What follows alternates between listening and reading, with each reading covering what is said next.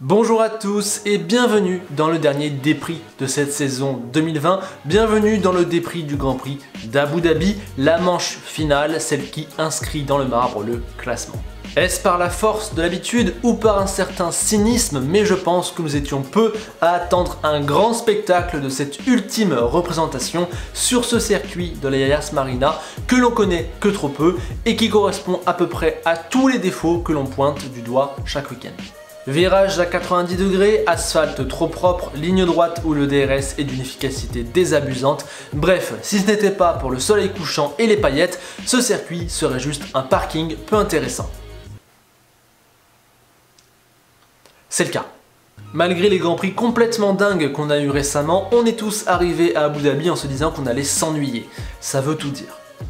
En plus, sportivement, on a tous été un peu refroidis. Alors bien sûr, on est heureux de voir qu'Hamilton va mieux et il faut avouer qu'il aurait été dommage qu'il manque le final, lui, le champion de cette saison 2020. Mais la semaine passée, nous avions vu un thriller passionnant dont le jeune et séduisant George Russell avait été un brillant acteur principal.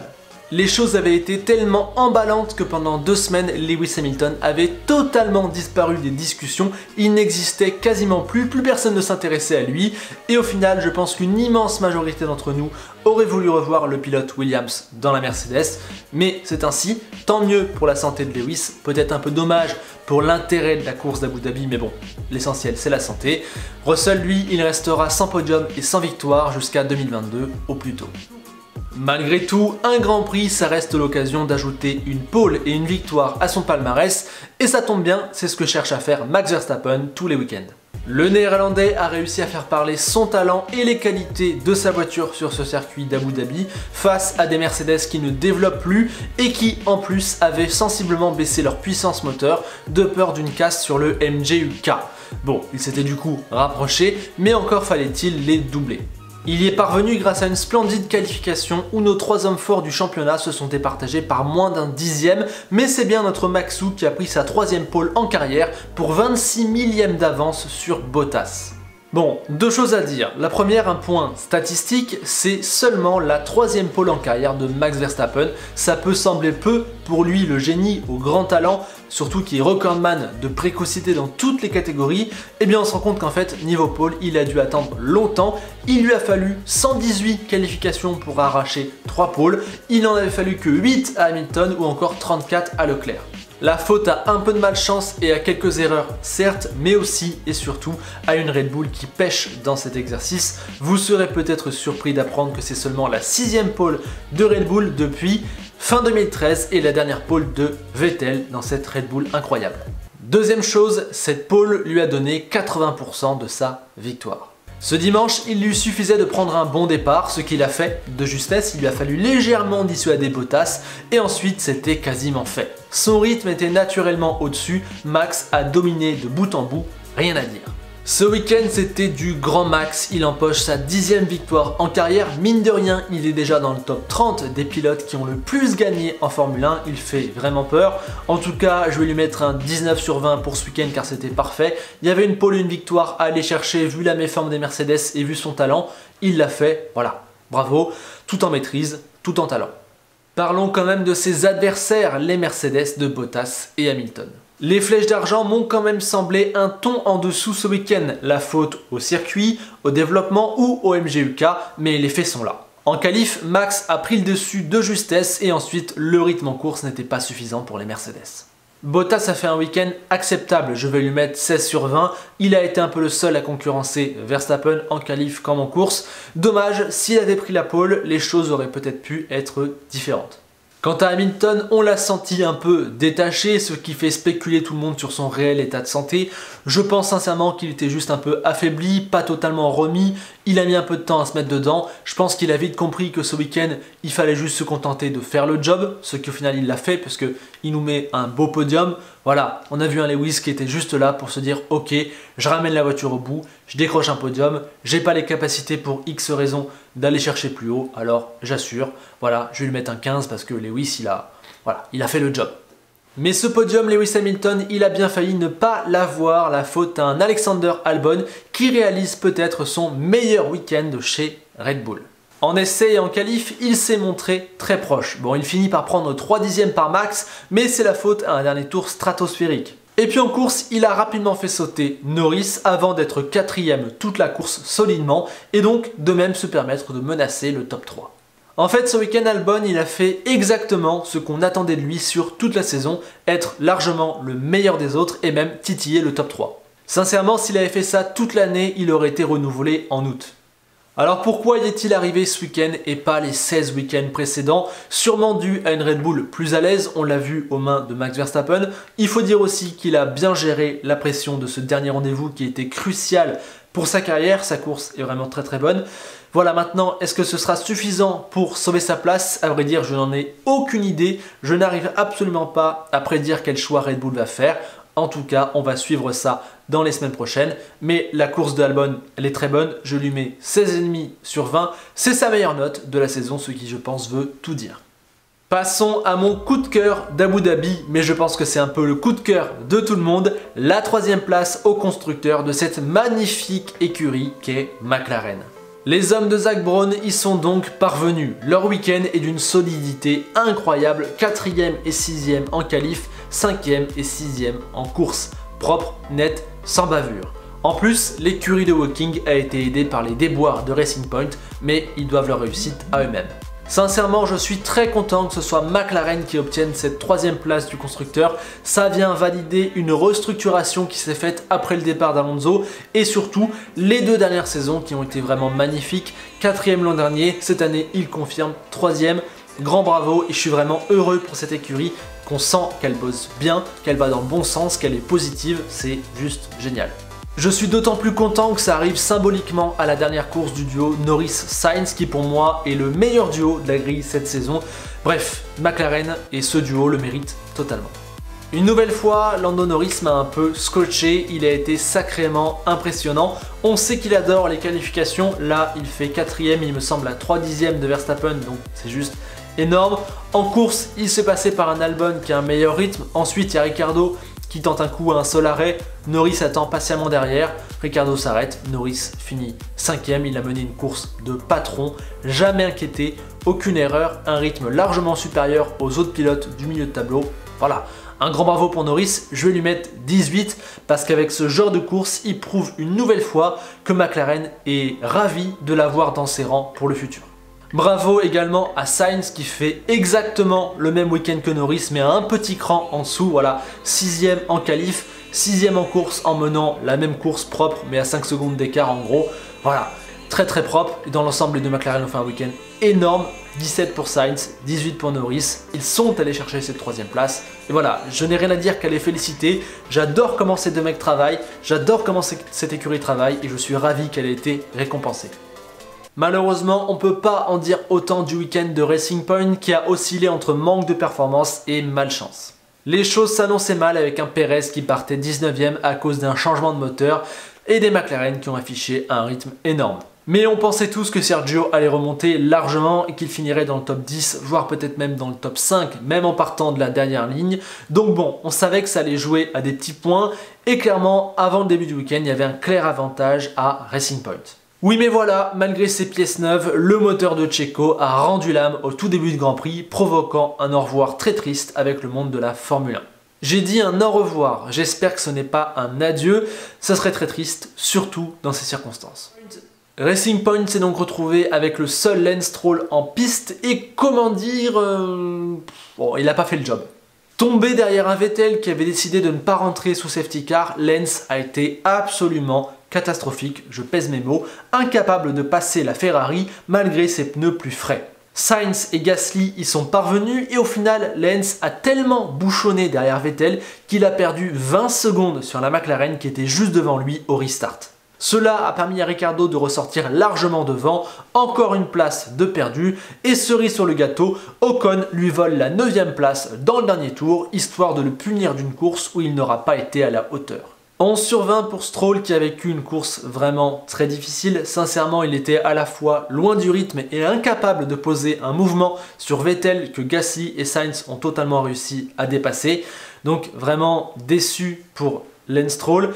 Et je vais dire même un truc un peu plus dur, je vais dire qu'en fait je pense qu'il n'a pas le niveau qu'un pilote qui conduit une telle voiture que la Racing Point devrait avoir. Voilà, c'est peut-être le pilote le plus faible du milieu de tableau, voire peut-être il est un des 5 pilotes les plus faibles de la grille largement.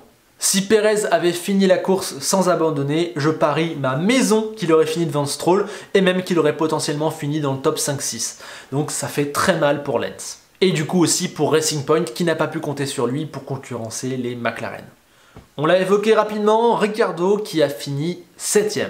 Pourtant, en début de course, il était en difficulté comme l'autre Renault, mais Ocon l'a laissé passer et l'écurie a fait le bon pari en le laissant en piste durant la safety car. Son rythme en pneus hard a largement tenu le coup et il a bénéficié du bouchon Vettel pour se créer un gap et ne perdre que 2 places après son arrêt. Très belle course de Ricciardo qui aura 16,5 sur 20 et très bon choix de Renault. Ocon aussi a fait un bon week-end devant son coéquipier pour la 2e fois de la saison en qualification, donc c'était bien.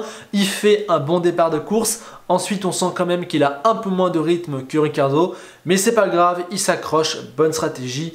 Il revient, il fait une course assez solide, il finit par doubler Lance Stroll, c'est pas mal. Ok, c'est pas révolutionnaire et il y a encore de la marge, mais pour moi ça vaudra 15. C'est un bon week-end d'Esteban qui devra construire sur Bahreïn et Abu Dhabi pour bien attaquer la saison 2021.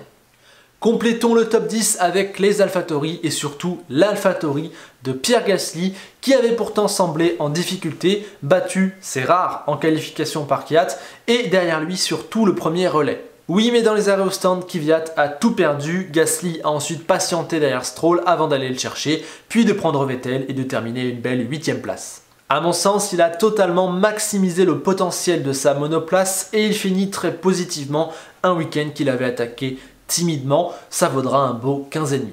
Et Kat aura 15 car pour le 2e week-end consécutif, il était devant Gasly, il allait chercher un très bon résultat, dommage, il se fait avoir, coup de malchance au stand. Voilà, un beau 15 quand même car il faut souligner qu'il a fait du bon boulot même s'il finit 100 points. Suis-je obligé de parler des Ferrari ?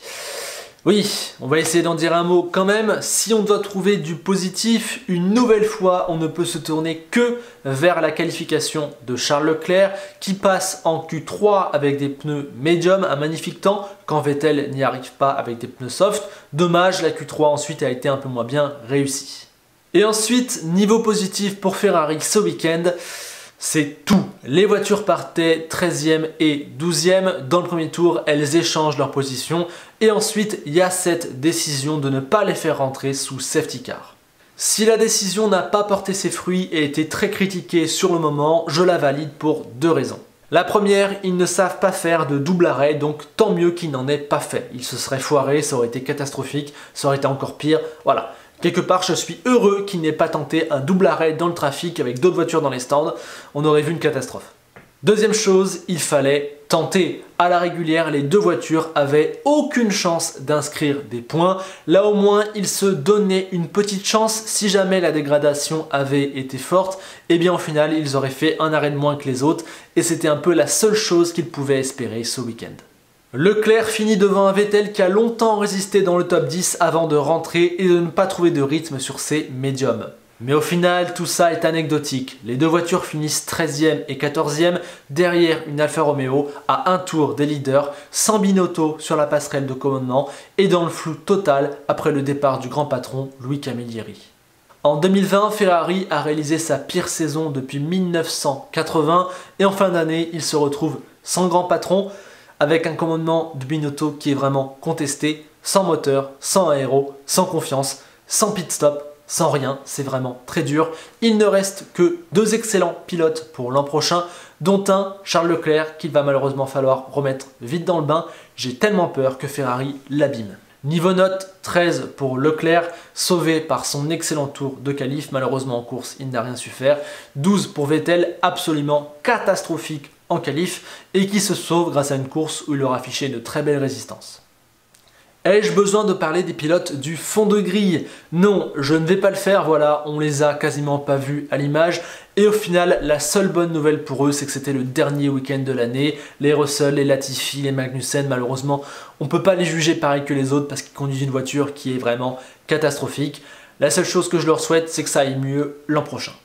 Ce week-end à Abu Dhabi, c'était aussi et surtout peut-être, vu le piètre spectacle auquel on a assisté, le moment des adieux et des célébrations. Célébration pour le titre de Lewis Hamilton, le 7e, une année de tous les records pour lui. Célébration d'une très belle saison qu'on prendra le temps de débriefer plus tard, mais une saison qui a été complètement dingue, une saison qui a failli ne pas se faire à cause du Covid et au final qui a été juste sensationnelle. Célébration aussi de Verstappen qui a gagné, bref, magnifique, mais aussi les adieux pour Magnussen et Kvyat qui s'en vont.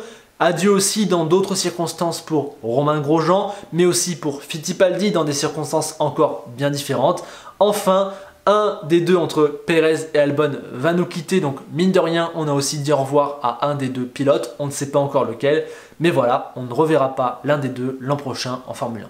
C'est aussi la fin de l'histoire entre Vettel et Ferrari. Malgré tout ce qu'on a pu dire, ça reste une page importante de l'histoire de notre sport. Seb est le 4e pilote ayant le plus couru de Grand Prix chez les Rouges. Seuls Schumacher et Lauda y ont plus gagné que lui et il est 2e en termes de podium. Une fois la fin de saison passée, on reviendra tranquillement sur l'histoire entre Vettel et Ferrari. Est-ce un échec? Est-ce une réussite? Qui a foiré le plus? Bref, on fera un bilan un peu plus complet. Fin aussi de la collaboration entre Ricciardo et Renault, 2 années qui auront eu leur haut et leur bas, mais les deux parties se quittent sûrement heureuses et en tout cas en excellents termes, mais ça, pas de doute avec Ricciardo. Sainz fait des adieux émouvants à McLaren chez qui il aura totalement rebondi et où il est devenu un autre pilote. Il s'envole pour Ferrari, un autre monde pour bien des raisons. Enfin, on peut signaler que c'est la dernière course de Renault sous son appellation Renault et donc potentiellement des couleurs noires et jaunes. L'an prochain, on aura une Alpine sûrement à tendance bleue. C'est également la fin de l'histoire de Racing Point après 2 saisons, après une victoire avec Perez, après une pole avec Stroll. C'est aussi la fin potentiellement de la couleur rose en Formule 1. L'an prochain, on aura Aston Martin qui sera sûrement vert. Et enfin, c'est la fin du partenariat entre McLaren et Renault pour le moteur. L'an prochain, on retrouvera une McLaren à moteur Mercedes. Avec toute cette vague d'au revoir et d'adieu, on en arrive presque à regretter qu'on n'ait pas dit au revoir au circuit d'Abu Dhabi qui, comme depuis une dizaine d'années, nous a offert une des 3 pires courses de la saison. Allez, rapidement, on va distribuer les notes des équipes. 18 pour McLaren, les résultats bruts sont énormes, la 3e place du général est magnifique. 17 pour Red Bull qui a gagné et qui enfin a semblé moins en difficulté avec son 2e pilote. Ils ont fait à la dernière course ce qu'on attendait d'eux sur l'ensemble de la saison. Qu'est-ce qui est plus Red Bull que ça? Je vous attends en commentaire. 15 pour AlphaTauri qui a joué le top 10 et 15 aussi pour Mercedes qui a clairement été un ton en dessous ce week-end. 14 pour Renault dont le rythme était peut-être un peu moyen mais qui a bien géré la course de ces 2 pilotes. 13 pour Racing Point qui semblait avoir moins de potentiel que d'habitude et qui finit très mal, la faute à un moteur de Perez et à Lance Stroll. Tout court. Au fond, 10 pour Williams, 9,5 pour Alpha, 9 pour Haas et 8 pour Ferrari. Pour la dernière fois, un point sur les classements et cette fois-ci, ils sont définitifs. Hamilton champion bien sûr, il l'était déjà depuis la Turquie.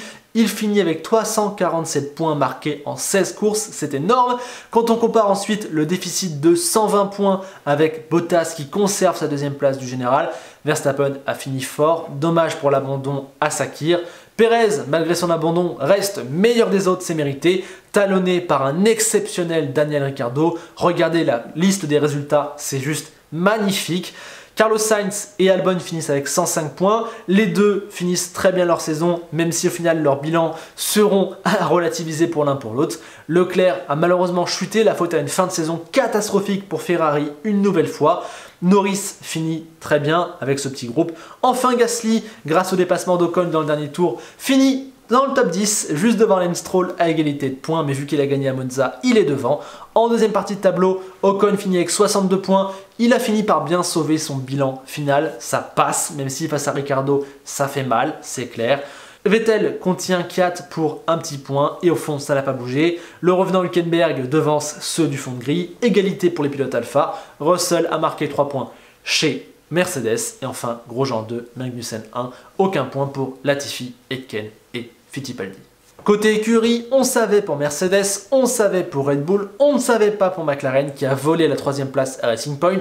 Racing Point 4e donc. Renault reste 5e, pas de miracle, ils étaient un peu loin. Ferrari reste 6e, au final bien décroché du trio de devant. AlphaTauri tranquille 7e avec un boulevard de 99 points sur le 8e. Un écart vraiment immense qui montre la faiblesse des 3 équipes du fond de tableau qui n'ont marqué des points que lorsqu'il y avait des événements incroyables dans des courses, des multiples abandons, des crashs, des safety cars dans les derniers tours, et 0 points pour Williams pour la première fois de son histoire. Ça fait mal. Mesdames et messieurs, je vous remercie pour cette saison 2020 de Formule 1. J'ai adoré la suivre avec vous. Je vous ai proposé 16 des prix. J'ai manqué la Styrie, mais je reviendrai l'an prochain pour tenter le 100%. Mais attention, ce n'est absolument pas fini. Beaucoup de choses arrivent. J'ai prévu plein de choses pour occuper la trêve. Mais dans un premier temps, il va falloir s'atteler à débriefer cette saison de Formule 1 2020 qui a été dingue. Et ça va commencer avec un très lourd programme. Je vous explique ça. J'ai vraiment voulu prendre le temps et les moyens de revenir dans le détail sur cette super saison. Du coup, je vais vous proposer différents programmes, différents formats et notamment à partir de lundi prochain, on fera une vidéo par jour, une sur chaque équipe pour faire le bilan de la saison, le bilan des pilotes, le bilan par rapport aux attentes d'avant-saison. Bref, 10 jours, 10 vidéos, une pour chaque écurie où on fera un bilan complet. Ça commence lundi 21 et ça ira jusqu'au mercredi 30, soyez au rendez-vous. D'ici là, ne vous inquiétez pas, j'ai prévu d'autres vidéos, d'autres choses. Je travaille sur les bilans, je travaille sur d'autres projets plus long terme, plus court terme. On verra aussi pour Twitch, certainement un live test cette semaine. En tout cas, restez connectés et je me tiens au courant de l'actualité car peut-être que Red Bull va tout nous gâcher en nous faisant des annonces pour Tsunoda et pour Albon. Bien sur ce, je vous remercie de votre soutien. Je vous attends dans les commentaires, donnez-moi vos notes, dites-moi là où vous n'êtes pas d'accord avec mon analyse. N'hésitez pas à enrichir la discussion. Comme d'habitude, continuons ce Grand Prix et cette saison 2020 dans l'espace commentaire. Avant de vous quitter, je vous encourage à mettre un like, ça m'aide vraiment beaucoup pour le référencement de la chaîne, à vous abonner, etc. Vous connaissez la chanson. Le lien de tous mes réseaux sociaux est également dans la description. J'ai également écrit un article pour le site d'un ami à propos des casques. Je vous remets le lien car j'ai pas pu le mettre dans la dernière vidéo. Bref, merci pour tout. Et on se quitte avec la citation d'Enzo Ferrari qui dit que si tu veux gagner en Formule 1, il faut le faire, même sur des circuits très chiants comme Abu Dhabi. Abu Dhabi. À bientôt.